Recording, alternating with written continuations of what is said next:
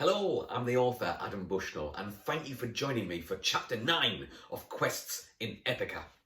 We still have a lot of unanswered questions. Even though Don cleared a few things up, it seemed to make it even more confusing.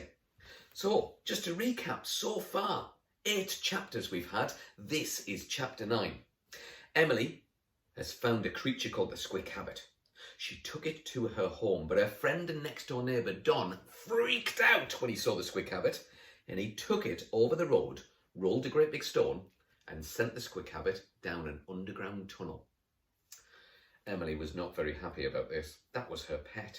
She went to school, bashed into her teacher, who gave her weekend detentions. But it turns out Emily was happy about this because she got to spend time at a stables, mucking out and looking after a pony called Who Farted. And Emily loved Who Farted. She decided that this was her forever pet. But when she turned up the next day on the Sunday to see her pet, there was a creature called the Mare of Diomedes, a flesh-eating horse. But Don, disguised as a really weird-looking knight with a cooking pot, a baking tray and a giant spoon, beat the Mare of Diomedes away. Don eventually then revealed that the Mare of Diomedes and the Squick Habit came from a place called Epica. Now, Epica is a magical realm, and Don took Emily back to the place with the stone. Don went to go and visit Epica to find out why the Mare of Diomedes wanted to eat Emily. But instead of Don coming out of that magic portal, an old woman came out. Who was she? Well, the title of Chapter 9 might give us an idea. Her name is Baba Yaga Bonylegs. And Baba Yaga Bonylegs is the title of this chapter that we will hear now. Emily stared at the old woman. Her face was weathered, worn, and weird. She had one large, bulging eye that looked at her other, slightly less bulging eye. Her long nose was adorned with warts and hair hung from her nostrils. The chin was pointed and spotted with protrusions of bristles. Black and yellow teeth jutted from her mouth. Wax oozed from her ears. Bushy eyebrows poked out from her wrinkled brow. Spiky hair framed the petrifying portrait, and this was filled with moving creatures. Head lice. Lots of them. Are you Emily?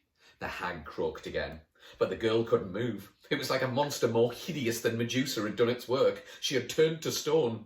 The old woman jabbed a gnarled finger at the girl. I said, she barked angrily. Are you Emily? The contact between finger and flesh jolted Emily to life. Yes? She replied to the question with something that sounded like a question. You need to come with me. Why? Came her next question/reply. Victor is in trouble. The king wants you. Who's Victor? Was Emily's next question. Tall fellow from your world, visits us occasionally. You mean Don? Came her question number 4. Don. I suppose he has many names. Yes, Don if you like. What sort of trouble? That was question number 5. The sort that requires friends. Come on. There were no more time for questions, as Emily unceremoniously was shoved into the gaping mouth of the black tunnel. There was falling and screaming, and flailing and tossing and turning and wailing and panicking, and sobbing and a bit more falling, mainly from Emily. But eventually, the unlikely pair landed with a plop onto soft grass. Sunlight invaded Emily's eyes as suddenly as she fell. Her bottom throbbed as she adjusted to the new light. She looked up and saw blue sky with white fluffy clouds bouncing merrily above. There were many hues of green that rolled on for miles, hills, fields, forests, bushes. Standing uncertainly, Emily tried to take it all in. Where am I? She gasped. Epica! Grinned the old woman toothily. Birds flitted in the sky. The breeze and warmth of the sun brushed against her skin. It's beautiful, Emily sighed. I know, but we must hurry. Victor or Don, whoever it is, he's in trouble. Who are you, anyway? Oh, how very rude of me, came the reply. The old woman straightened her bent back slightly and bowed her head. My name is Baba Yaga Bonylegs. Emily hadn't really looked past the face, but now that she did, it was true. The old woman did have bony legs, and bony arms, and a bony body. I'm a sorceress, a Wiccan, a wise woman. A witch, Emily offered. Well, if you like, yes. Well, where is Don? This way! Baba Yaga grabbed Emily's arm with her gnarled fingers, and they set off towards a small cluster of trees nearby. As they approached, Emily saw a large ball made of metal. It was a bit like a cauldron, but it had a club, a huge club, sticking out of it. She had seen her mum use one of these in the kitchen, only a much smaller version. It was used to grind herbs and spices and things like peppercorns. A pestle and mortar, that was it. A gigantic pestle was the club-looking thing, and a massive mortar was the cauldron-looking thing. Here we are, Baba Yaga croaked. With that, the old woman lifted the pestle out of the mortar and promptly climbed inside. All aboard, she croaked. What? Emily asked. Get in. The girl climbed into the bowl. Then the witch used the pestle like an oar and pushed it into the soft grass floor. With an almighty whoosh, they were off. The mortar glided across the grass with incredible speed.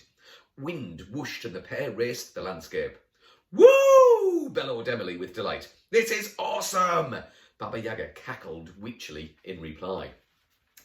They hovered a little above the grass, kind of like those speeders in Star Wars. In a matter of moments, something appeared on the hill in the distance. It was a magnificent castle. It glowed white and dominant.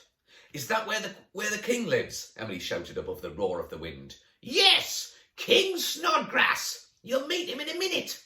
Baba Yaga screeched back. Is he nice? The witch laughed again and didn't reply. The castle grew larger as they approached. Goosebumps prickled Emily's skin. It was the most beautiful building she had ever seen. White marble glowed in the sun. Pink and purple fluttering flags decorated the battlements. A deep moat sparkled and a field of flowers ran around the bank. They skidded to a halt opposite an enormous gated drawbridge. Baba Yaga hopped out of the mortar with surprising agility for one so ancient and skeleton thin. Come on then, she said, peering at Emily over her long nose. Let's go and meet King Snodgrass. Okay, Emily answered uncertainly. She'd never met royalty before. She nervously clambered out of the mortar and followed the witch. And that's the end of chapter 9.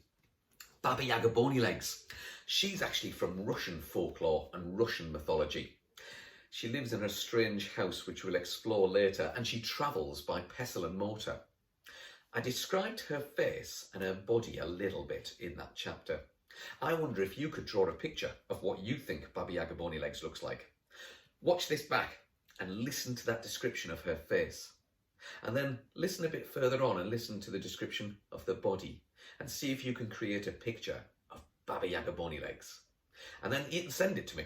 You can send it to me via my website, drop me an email to adambushnell.co.uk, or get in touch via Instagram, Twitter, Facebook, either through Adam Bushnell or Author Adam. I would love to hear from you. And I do hope that you join me again very soon for the next chapter, which will be chapter 10 of Quests in Epica. For now though, bye for now. Enjoy your day.